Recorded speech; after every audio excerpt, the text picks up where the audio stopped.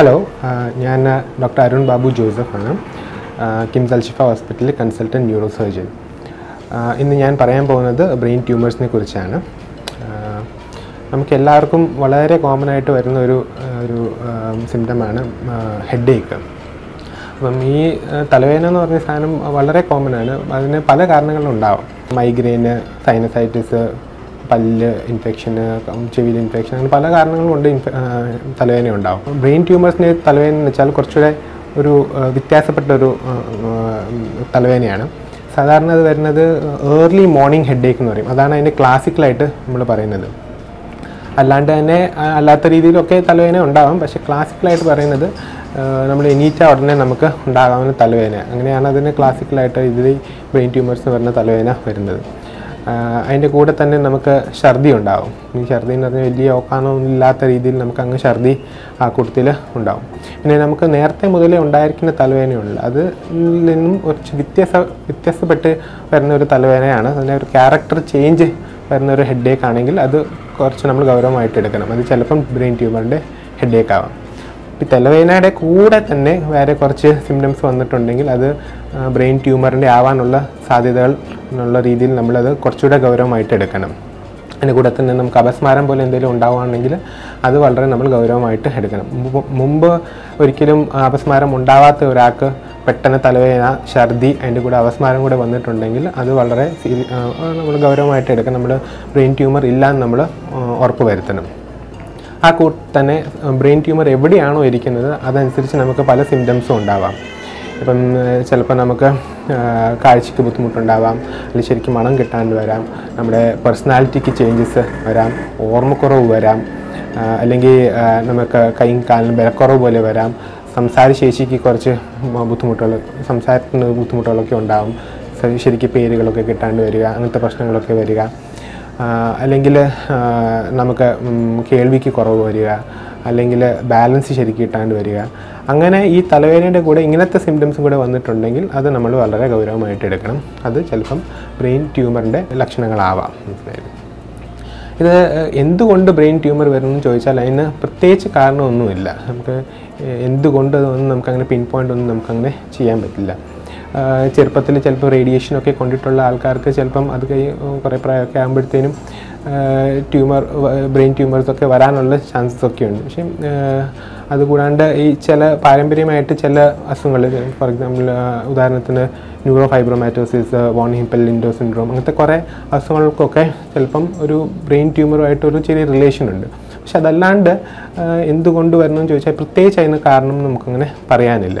അപ്പോൾ പലരും ചോദിക്കാറുണ്ട്, ഈ ഫോണിൻ്റെ റേഡിയേഷൻ കാരണം നമുക്ക് ബ്രെയിൻ ട്യൂമർ വരാൻ സാധ്യതയുണ്ടോ? ഫോണിൻ്റെ റേഡിയേഷൻ കൊണ്ട് ഇതുവരെ നമുക്ക് സ്റ്റഡീസ് അനുസരിച്ച് ബ്രെയിൻ ട്യൂമർ വരും എന്ന് നമുക്ക് അങ്ങനെയൊന്നും അങ്ങനെ നമുക്കൊരു റിലേഷൻ അങ്ങനെ ഇല്ല. അപ്പോൾ അതുകൊണ്ട് ഫോണിൻ്റെ റേഡിയേഷൻ കൊണ്ട് ബ്രെയിൻ ട്യൂമർ വരും നമുക്കങ്ങനെ പറയാൻ പറ്റത്തില്ല. എന്നിരുന്നാലും എപ്പോഴും ഫോണിൻ്റെ റേഡിയേഷൻ എപ്പോഴും ഫോൺ ഉപയോഗിക്കുന്നത് കുറയ്ക്കാനാണ് എപ്പോഴും കൊണ്ട് നല്ലത്. കാരണം ഫർദർ സ്റ്റഡീസിനകത്ത് അങ്ങനെ വരത്തില്ല എന്ന് നമുക്കൊന്നും പറയാൻ പറ്റത്തില്ല. ആസ് ഓഫ് നൗ നമുക്ക് ഫോണിൻ്റെ റേഡിയേഷൻ കൊണ്ട് ബ്രെയിൻ ട്യൂമേഴ്സ് വരും എന്നൊരു റിലേഷൻ ഇല്ല. പിന്നീട് ഇത് എന്ത് ടൈപ്പ് ട്യൂമേഴ്സ് വരും? ബ്രെയിനിൻ്റെ ട്യൂമേഴ്സ് തന്നെ പല ടൈപ്പ് ട്യൂമറുകളുണ്ട്. നമ്മൾ രണ്ടായിട്ട് സാധാരണ പറയും, പ്രൈമറി അല്ലെങ്കിൽ സെക്കൻഡറി. പ്രൈമറി എന്ന് വെച്ചാൽ തലച്ചോറിൽ തന്നെ ഉണ്ടാകുന്ന മുഴകൾ. സെക്കൻഡറി എന്ന് വെച്ചാൽ ശരീരത്തിന് മറ്റ് ഭാഗങ്ങളിൽ നിന്ന് തലച്ചോറിലോട്ട് സ്പ്രെഡ് ചെയ്ത ട്യൂമറുകൾ. അതിന് നമ്മൾ സാധാരണ മെറ്റാസ്റ്റാറ്റിക് ബ്രെയിൻ ട്യൂമേഴ്സ് എന്നാണ് പറയുന്നത്. ഈ തലച്ചോറിൻ്റെ പ്രൈമറി ബ്രെയിൻ ട്യൂമേഴ്സ് തന്നെ, പ്രൈമറിയും സെക്കൻഡറി ബ്രെയിൻ ട്യൂമേഴ്സ് തന്നെ നമ്മൾ രണ്ടായിട്ട് നമുക്ക് ഡിവൈഡ് ചെയ്യാം. എന്ന് വെച്ചാൽ ഒന്ന് ക്യാൻസറസ് ആയിട്ടുള്ള, മറ്റേത് നോൺ ക്യാൻസറസ് ആയിട്ടുള്ള. ക്യാൻസറസ് എന്ന് വെച്ചാൽ പെട്ടെന്ന് ഭയങ്കര ഫാസ്റ്റായിട്ട് ഗ്രോ ചെയ്യുക, അല്ലെങ്കിൽ വീണ്ടും റിക്കർ ചെയ്യാനുള്ള സാധ്യത. അതിനാണ് നമ്മൾ സാധാരണ ക്യാൻസർ, ഭയങ്കര അഗ്രസീവ് ആയിട്ടുള്ള ട്യൂമേഴ്സാണ് നമ്മൾ ക്യാൻസേഴ്സ് എന്ന് പറയുന്നത്. അല്ലാണ്ട് ഈ നോൺ ക്യാൻസറസ് ആയിട്ടുള്ള മുഴകളും ഉണ്ട്. പിന്നെ സാധാരണ എവിടെ നിന്നാണ് വരുന്നത് അതനുസരിച്ചും ബ്രെയിനിൻ്റെ പല ടിഷ്യൂസിൽ നിന്നും ഈ മുഴകളുണ്ടാവാം. ബ്രെയിൻ ടിഷ്യൂയുടെ കവറിംഗ് എന്ന് പറഞ്ഞ സാധനമുണ്ട് മെനിഞ്ചസിന്, അവിടെ നിന്ന് മുഴകളുണ്ടാവാം. അല്ലെങ്കിൽ ബ്രെയിൻ ടിഷ്യൂ, അല്ലെങ്കിൽ ഗ്ലയോമ എന്ന് പറഞ്ഞ സാധനം ബ്രെയിൻ ടിഷ്യൂവിനകത്ത് തന്നെ ഉണ്ടാകും. തലച്ചോറിൻ്റെ അറകൾ എന്ന് പറഞ്ഞ വെൻട്രിക്കിൾസ് എന്ന് പറഞ്ഞ സാധനം, അതിനകത്ത് കുറേ മുഴകളുണ്ടാകും. ക്ലോഡിസിസ്റ്റ് പോലത്തെ മുഴകളുണ്ടാകും. തലച്ചോറിൻ്റെ അവിടെ നിന്ന് വരുന്ന ഞരമ്പുകൾ നമ്മൾ കേൾവിയുടെ ഞരമ്പ് ഫോർ എക്സാമ്പിൾ ഉദാഹരണത്തിന് നമ്മുടെ വെസ്റ്റിബുലാർ ഷ്വാനോമ എന്ന് പറയുന്നത് കേൾവിയുടെ ഞരമ്പിന് അവിടെ നിന്ന് വരാവുന്ന ട്യൂമറുകളുണ്ടാവാം. അല്ലെങ്കിൽ പിന്നെ തലച്ചോറിൻ്റെ ചുറ്റിലുള്ള ഗ്രന്ഥികൾ പിറ്റ്യൂട്ടറി ഗ്രന്ഥിയിൽ നിന്ന് വരാവുന്ന ട്യൂമറുകൾ പിറ്റ്യൂട്ടറി അഡിനോമ, അങ്ങനെ പല എവിടെ നിന്നാണ് ഉണ്ടാകുന്നത് അതനുസരിച്ച് പല ടൈപ്പ് ട്യൂമറുകൾ നമ്മൾ പല ക്ലാസിഫിക്കേഷനാണ്, നമ്മൾ പല ടൈപ്പ് ട്യൂമറുകൾ നമ്മൾ പറയും. ആ ട്യൂമറുകൾ തന്നെ പല ഗ്രേഡുകളുണ്ടാവാം. ഗ്രേഡ് കുറഞ്ഞ ട്യൂമേഴ്സ്, ഗ്രേഡ് 1 or 2, ഗ്രേഡ് കൂടിയ ചില ഭയങ്കരമായിട്ട് അഗ്രസീവായിട്ടുള്ള ട്യൂമേഴ്സ്, ഗ്രേഡ് 3, ഗ്രേഡ് 4 ആയിട്ടുള്ള ട്യൂമേഴ്സ് നല്ല അഗ്രസീവായിട്ടുള്ള ട്യൂമേഴ്സാണ്. ഇതാണ് അതിൻ്റെ ടൈപ്സ് ഓഫ് ട്യൂമേഴ്സ്. അപ്പം ഇതിന് നമ്മൾ സാധാരണ ഡയഗ്നോസ് ചെയ്യുന്നത് നമ്മളെ CT MRI വെച്ചിട്ടാണ് നമ്മൾ സാധാരണ ഡയഗ്നോസ് ചെയ്തത്. അപ്പം CT MRI വെച്ചിട്ട് നമുക്ക് എന്താ മുഴയാണ്, എന്ത് ടൈപ്പ് മുഴയാണ്, അല്ലെങ്കിൽ എവിടെയുള്ള മുഴയാണ്, എത്ര സൈസുണ്ട് മുഴയ്ക്ക്, ഏകദേശം എന്തായിരിക്കും അതിൻ്റെ ഗ്രേഡ്, ഇതൊക്കെ നമുക്ക് ഓപ്പറേഷൻ സമയത്ത് നമുക്കൊന്ന് പ്ലാൻ ചെയ്യണം. ഇതൊക്കെ എല്ലാം ഈ ഇൻഫർമേഷൻ എല്ലാം നമുക്ക് CT MRIക്കകത്ത് നമുക്ക് കിട്ടും. പക്ഷേ നമുക്ക് 100% ഉറപ്പിക്കണമെങ്കിൽ നമുക്ക് MRIക്കകത്ത് വെച്ച് നമുക്ക് പറയാൻ പറ്റത്തില്ല. 100% ഉറപ്പിക്കണമെങ്കിൽ നമ്മളത് ബയോപ്സി എടുത്ത് കൊടുത്തു കഴിഞ്ഞാൽ നമുക്ക് അത് എന്താണ് മുഴ, ബ്രെയിൻ ട്യൂമർ ആണോ അതോ ക്യാൻസറസ് ആണോ അല്ലാത്ത ട്യൂമർ ഇതാണോ, അതിൻ്റെ ഗ്രേഡ് എന്താണോ, അതൊക്കെ നമ്മൾ അറിയണമെങ്കിൽ നമ്മൾ ബയോപ്സി ചെയ്ത് നോക്കിയാലേ നമുക്ക് അറിയാൻ പറ്റത്തുള്ളൂ. മനസ്സിലായി? ഇനിയിപ്പോൾ അതിൻ്റെ എന്താണ് അതിൻ്റെ ട്രീറ്റ്മെൻറ്റ് ചോദിച്ചാൽ, ഇനിയിപ്പം തലച്ചോറിൻ്റെ മിക്ക മുഴകൾക്കും treatment, first line of treatment എപ്പോഴും സർജറി തന്നെയാണ്. വളരെ ചുരുക്കം ചില മുഴകൾക്ക് മാത്രം സർജറി അല്ലാത്ത നമുക്ക് എന്ന് പറയാനുള്ളൂ.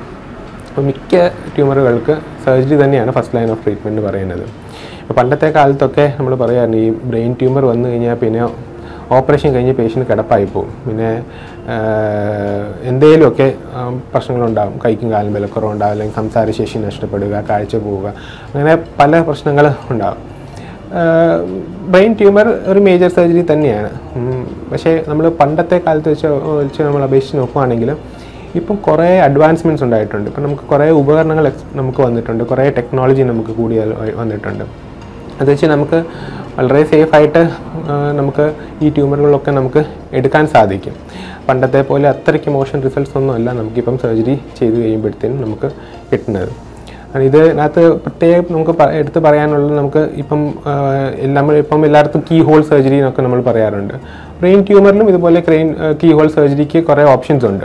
എല്ലാത്തിനൊന്നും കീ ഹോൾ സർജറി ചിലപ്പം പറ്റിയില്ലെന്നിരിക്കും, പക്ഷേ കീ ഹോൾ സർജറീസ് ചില ട്യൂമറുകൾക്ക് ചില സന്ദർഭങ്ങളിൽ നമുക്ക് കീ ഹോൾ സർജറീസ് നമുക്ക് യൂസ് ചെയ്യാം. ഫോർ എക്സാമ്പിൾ നമ്മൾ നേരത്തെ പറഞ്ഞ നമ്മുടെ തലച്ചോറിൻ്റെ ബേസിൽ വരുന്ന ഒരു ഗ്രന്ഥിയുണ്ട്, പിറ്റ്യൂട്ടറി ഗ്രന്ഥി.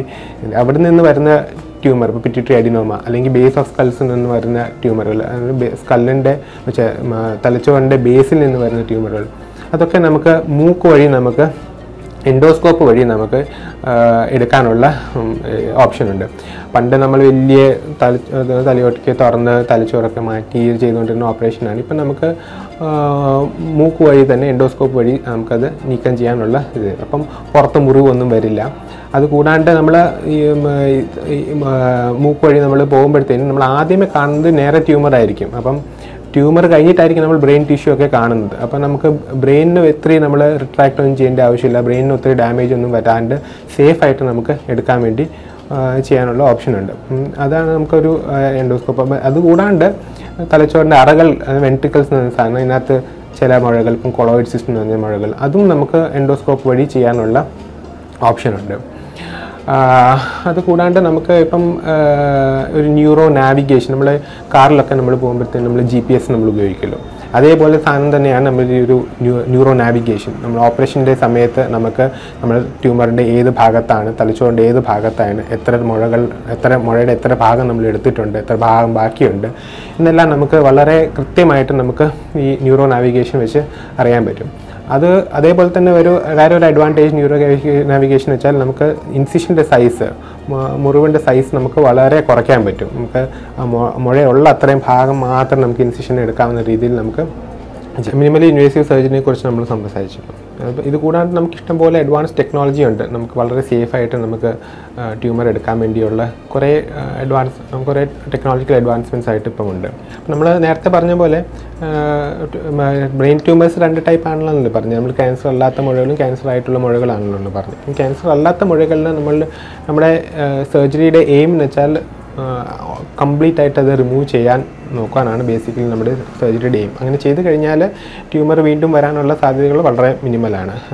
ഓൾമോസ്റ്റ് ക്യൂറായി എന്നുള്ള രീതിയിൽ തന്നെ നമുക്ക് പറയാം. അഗ്രസീവായിട്ടുള്ള ക്യാൻസർ ആയിട്ടുള്ള മുഴകളിൽ നമ്മുടെ സർജറിയുടെ എയിം എന്ന് വെച്ചാൽ നമുക്ക് മാക്സിമം എത്രത്തോളം സേഫായിട്ട് നമുക്ക് അത് എടുക്കാൻ പറ്റുമോ അതാണ് ബേസിക്കലി നമ്മൾ ചെയ്യാൻ ഉദ്ദേശിക്കുന്നത്. നമ്മുടെ ശരീരത്തിന് മറ്റ് ഭാഗങ്ങളിലൊക്കെ നമ്മൾ സാധാരണ ഈ ക്യാൻസറസ് ആയിട്ടുള്ള മുഴകൾ വന്നു കഴിഞ്ഞാൽ ആ ക്യാൻസറിൻ്റെ ആ ഭാഗവും അതിൻ്റെ ചുറ്റിലുള്ള നോർമലായിട്ടുള്ള ടിഷ്യൂ എടുക്കുകയാണ് സാധാരണ ചെയ്യുക. പക്ഷേ തലച്ചോറിൻ്റെ ഒരു പ്രോബ്ലം വെച്ചാൽ ഓരോ ഞരമ്പുകളും വളരെ ഇമ്പോർട്ടൻ്റ് ആയിട്ടുള്ള ഞരമ്പുകളായിരിക്കും, ഓരോ ഫംഗ്ഷനൊക്കെ അത് ഇത് ചെയ്യുന്നത്. അപ്പോൾ അതുകൊണ്ട് നമുക്ക് ചുറ്റിലുള്ള നോർമൽ ബ്രെയിൻ ടിഷ്യൂ എടുക്കാനോ അങ്ങനെ ഒന്നും നമുക്ക് പറ്റില്ല. നമ്മൾ ബേസിക്കലി ഉദ്ദേശിക്കുന്നത് സർജറി കൊണ്ട് മാക്സിമം സേഫ് ആയിട്ടുള്ള റിസെക്ഷൻ, അതാണ് ബേസിക്കലി നമ്മൾ സർജറി കൊണ്ട് ഉദ്ദേശിക്കുന്നത്. എന്ന് വെച്ചാൽ ഓപ്പറേഷന് മുമ്പ് പേഷ്യൻ്റ് എങ്ങനെയായിരുന്നു അതേപോലെ തന്നെ ആയിരിക്കും പേഷ്യൻ്റ് ഓപ്പറേഷന് ശേഷം. ഇപ്പം ഓപ്പറേഷൻ കഴിഞ്ഞിട്ട് പേഷ്യൻ്റ് ഫർദർ പുതിയതായിട്ടുള്ള ന്യൂറോളജിക്കൽ ഡെഫിസിറ്റ്സ് വരാത്ത രീതിയിൽ മാക്സിമം നമുക്ക് എത്രത്തോളം സേഫായിട്ട് എടുക്കാൻ പറ്റുമോ അതാണ് ബേസിക്കലി നമ്മൾ സർജറി കൊണ്ട് ഉദ്ദേശിക്കുന്നത്. അതിന് വേണ്ടിയായിട്ടുള്ള കുറേ പുതിയ ഫർദർ ടെക്നോളജീസൊക്കെ ഉണ്ട്. പുതിയതെന്ന് പറയാനില്ല, over A period of time പതിയെ ഇവോൾവിങ് ആണ്. ഇപ്പം പല ഫർദർ ഇവോൾവിങ് ആയിട്ടുള്ള പല സാധനങ്ങളുണ്ട്. ഒന്ന് നമ്മൾ പറഞ്ഞ ഇപ്പോൾ ഏറ്റവും കോമൺ ആയിട്ടുള്ള സാധനം, നമുക്ക് ഏറ്റവും യൂസ്ഫുൾ ആയിട്ടുള്ള ഒരു കാര്യം നമുക്ക് പറയാനുള്ളത് ഓപ്പറേറ്റിംഗ് മൈക്രോസ്കോപ്പാണ്. അപ്പോൾ ഓപ്പറേറ്റിംഗ് മൈക്രോസ്കോപ്പിന് വളരെ എൻലാർജ്ഡ് ആയിട്ട് നമുക്ക് ഓരോ ടിഷ്യൂസ് കാണാൻ പറ്റും. അത് വെച്ച് നമുക്ക് വളരെ സേഫായിട്ട് നമുക്ക് ഈ ട്യൂമർ മാത്രമായിട്ട് നമുക്ക് റിസെക്റ്റ് ചെയ്യാൻ പറ്റും. മറ്റ് ഇമ്പോർട്ടൻ്റ് ആയിട്ടുള്ള ടിഷ്യൂസിനെ അഫക്റ്റ് ചെയ്യാത്ത രീതിയിൽ ട്യൂമർ മാത്രമായിട്ട് നമുക്കത് എടുക്കാൻ പറ്റും. പിന്നെ എൻഡോസ്കോപ്പിൻ്റെ കാര്യം ഞാൻ നേരത്തെ ഓൾറെഡി പറഞ്ഞായിരുന്നല്ലോ. ഇപ്പം എൻഡോസ്കോപ്പ് നമുക്ക് ഫ്യൂ ഓപ്ഷൻസ് ഉണ്ട്. ഇപ്പം പിറ്റ്യൂട്ടറി അഡിനോമ അല്ലെങ്കിൽ കൊളോയിഡ് സിസ്റ്റം അങ്ങനത്തെ കുറേ ട്യൂമറുകൾക്ക് നമുക്ക് എടുക്കാൻ വേണ്ടി എൻഡോസ്കോപ്പ് വഴി നമുക്കത് എടുക്കാൻ പറ്റും. പിന്നെ ട്യൂമർ എടുക്കാൻ വേണ്ടിയുള്ള കുറേ ഉപകരണങ്ങൾ, ക്യൂസാൻ എന്ന് പറഞ്ഞ സാധനം, കാവിട്രോൺ അൾട്രാസോണിക് ആസ്പിറേറ്റർ, അത് അൾട്രാസോണിക് രശ്മികൾ വൈബ്രേറ്റ് ചെയ്യും. അപ്പം അത് ആ ട്യൂമറിൽ ലയിച്ച് വന്ന് അതിന് നമുക്ക് ആസ്പിറേറ്റ് ചെയ്തെടുക്കാം. അത് ട്യൂമർ എടുക്കാൻ വേണ്ടിയുള്ള കുറേ സാധനങ്ങളാണ് ക്യൂസ. അതും വളരെ യൂസ്ഫുൾ ആയിട്ടുള്ളൊരു ഇതാണ്. പിന്നെ നമ്മൾ ന്യൂറോ നാവിഗേഷൻ്റെ കാര്യം നമ്മൾ പറഞ്ഞാൽ GPS പോലത്തെ സാധനം, അത് വെച്ച് നമ്മൾ ട്യൂമർ നമ്മൾ എത്രത്തോളം നമ്മൾ എടുത്തിട്ടുണ്ട്, എത്രത്തോളം റിസെക്റ്റ് ചെയ്തിട്ടുണ്ട്, നോർമൽ ബ്രെയിൻ ടിഷ്യൂ ഏത് ഭാഗത്തായിട്ടാണ് നമ്മൾ, അതേപോലെ തന്നെ നമുക്കത് വളരെ ഈസി ആയിട്ട് വളരെ നല്ല രീതിയിൽ നമുക്ക് ന്യൂറോ നാവിഗേഷൻ വഴിയും നമുക്ക് എസ്പെഷ്യലി ഉള്ളിലുള്ള ഡീപ്പായിട്ടുള്ള ട്യൂമർ ടിഷ്യൂസ് ഇതൊക്കെ നമുക്ക് വളരെ യൂസ്ഫുള്ളാണ് ന്യൂറോ നാവിഗേഷൻ വഴി നമുക്ക് ട്യൂമർ എടുക്കുന്നത്. പിന്നെ ഉള്ളത് ന്യൂറോ മോണിറ്ററിങ്. നമ്മൾ എസ്പെഷ്യലി ഈ ഞരമ്പുകളിൽ നിന്നൊക്കെ വരുന്ന മുഴകൾ, അത് ഈ നമ്മുടെ കേൾവിയുടെ ഒരു ഉദാഹരണത്തിനുള്ള നമ്മുടെ കേൾവിയുടെ ഞരമ്പിൽ നിന്ന് വരുന്ന ഒരു ട്യൂമറുണ്ട്, വെസ്റ്റിബുലാർ ഷോണോമ. അത് നമ്മുടെ മുഖത്തെ ഞരമ്പ്, മുഖത്തെ മസിൽസിൻ്റെ ഞരമ്പിൻ്റെ ഫേഷ്യൽ നെർവ് എന്ന് പറഞ്ഞ സാധനത്തിന് തൊട്ടടുത്തായിട്ടാണ് പോകുന്നത്. അപ്പം അത് ആ ഞരമ്പിനെ അഫക്റ്റ് ചെയ്യാത്ത രീതിയിൽ മുഴകളൊക്കെ എടുക്കുന്നെങ്കിൽ നമുക്ക് ഈ ന്യൂറോ മോണിറ്ററിംഗ് എന്ന് പറഞ്ഞ സാധനം, നമ്മൾ ആ ഓരോ ടിഷ്യൂവിനെ നമ്മൾ സ്റ്റിമുലേറ്റ് ചെയ്യുന്നു. അപ്പം ഞരമ്പാണെങ്കിൽ അതിന് പെട്ടെന്ന് സ്റ്റിമുലേറ്റ് ചെയ്യും. അപ്പം അത് ആ ഞരമ്പിനെ അഫക്റ്റ് ചെയ്യാത്ത ആ ഞരമ്പിനെ നമ്മൾ പ്രിസർവ് ചെയ്തുകൊണ്ട് തന്നെ നമുക്ക് ട്യൂമർ എടുക്കാവുന്ന രീതിയിലുള്ള ഒരു മെത്തേഡാണ് ഈ ന്യൂറോ മോണിറ്ററിങ്. അപ്പോൾ നമുക്ക് ഈ ഫേഷ്യൽ നെർവൊക്കെ പ്രിസർവ് ചെയ്തുകൊണ്ട് നമുക്കത് ചെയ്യാൻ പറ്റും. പിന്നെ ഉള്ള നമ്മൾ പറയുന്നത്, നമ്മളിപ്പം ഏറ്റവും വളരെ യൂസ്ഫുൾ ആയിട്ടുള്ളൊരു സംഗതി നമ്മൾ പറയുന്നത് അവേക്ക് ക്രേനിയോട്ടമിയാണ്. അവേക്ക് ക്രേനിയോട്ടമി എന്ന് പറയുന്ന സാധനം എന്ന് വെച്ചാൽ പേഷ്യൻറ്റിന് നമ്മൾ ബോധം കെടുത്താണ്ട് നമ്മൾ ഓപ്പറേഷൻ ചെയ്യുക. അപ്പോൾ എസ്പെഷ്യലി ഈ ചില സ്ഥലങ്ങളിൽ, ഇപ്പോൾ ഫോർ എക്സാമ്പിൾ നമ്മുടെ സംസാരശേഷി നിയന്ത്രിക്കുന്ന, അല്ലെങ്കിൽ നമ്മുടെ കൈയും കാലിനും ബലം തരുന്ന ഭാഗത്തായിട്ടുള്ള ട്യൂമറുകൾ, ഇതൊക്കെ നമ്മൾ ഓപ്പറേഷൻ ചെയ്യുമ്പം നമുക്ക് ഇന്നത്തെ ഒരു കൺസെപ്റ്റ് എന്ന് വെച്ചാൽ നമ്മുടെ ബ്രെയിൻ ടിഷ്യൂ സെൻസിറ്റീവ് അല്ല. അപ്പോൾ നമുക്ക് ബ്രെയിൻ ടിഷ്യൂ നമ്മൾ സർജറി ചെയ്യുമ്പോൾ വേദനയൊന്നും ഉണ്ടാകത്തില്ല. പിന്നെ പുറത്തുള്ള തൊലിപ്പുറമാണ് ബേസിക്കലി ഈ പെയിൻ സെൻസിറ്റീവ് ആയിട്ടുള്ളത്. അപ്പം ആ സമയത്ത് നമ്മൾ പേഷ്യൻറ്റിനെ അനസ്തറ്റൈസ് ചെയ്തിട്ട് നമ്മൾ ബ്രെയിൻ ടിഷ്യൂവിൽ എത്തുമ്പോഴത്തേന് പേഷ്യൻറ്റ് ഉണർത്തും. എന്നിട്ട് പിന്നെ പേഷ്യൻ്റെ അടുത്ത് സംസാരിച്ചുകൊണ്ട് പേഷ്യൻ്റോട് കൈയും കാലൊക്കെ അനക്കിക്കൊണ്ട് ആയിരിക്കും നമ്മൾ ഓപ്പറേഷൻ ചെയ്യുന്നത്. അപ്പോൾ അത് ചെയ്തിട്ടുള്ളൊരു അഡ്വാൻറ്റേജ് എന്ന് വെച്ചാൽ നമുക്ക് ഉറപ്പായിട്ടും പേഷ്യൻറ്റിന് ഓപ്പറേഷൻ്റെ സമയത്ത് ഡെഫിസിറ്റ്സ് ഒന്നും ഉണ്ടാവുന്നില്ല, നമുക്ക് ഉറപ്പ് വരുത്താൻ പറ്റും. അതാണ് ഈ അവേക്ക് ക്രേനിയോട്ടമിയുടെ ഒരു വലിയൊരു അഡ്വാൻറ്റേജ്. പിന്നെ ഉള്ളത് ഇമ്മ്യൂണോഫ്ലൂറസൻസ് എന്ന സാധനമുണ്ട്. നമുക്ക് അത് ഒരു ഇൻഡോസൈനിൻ ഗ്രീൻ എന്ന് പറഞ്ഞൊരു കോമ്പൗണ്ട് വെച്ച് നമുക്ക് പല കോമ്പൗണ്ട്സ് ഉണ്ട്. ഇൻഡോസൈനിൻ ഗ്രീൻ വെച്ച് പോലത്തെ ഒരു കോമ്പൗണ്ട് പോലെ നമുക്ക് കൊടുത്തു കഴിഞ്ഞാൽ നമ്മുടെ ട്യൂമർ ടിഷ്യൂ മാത്രം തെളിഞ്ഞു വരും. അപ്പോൾ നമുക്ക് ട്യൂമർ തന്നെ നമുക്ക് എടുക്കാൻ പറ്റും.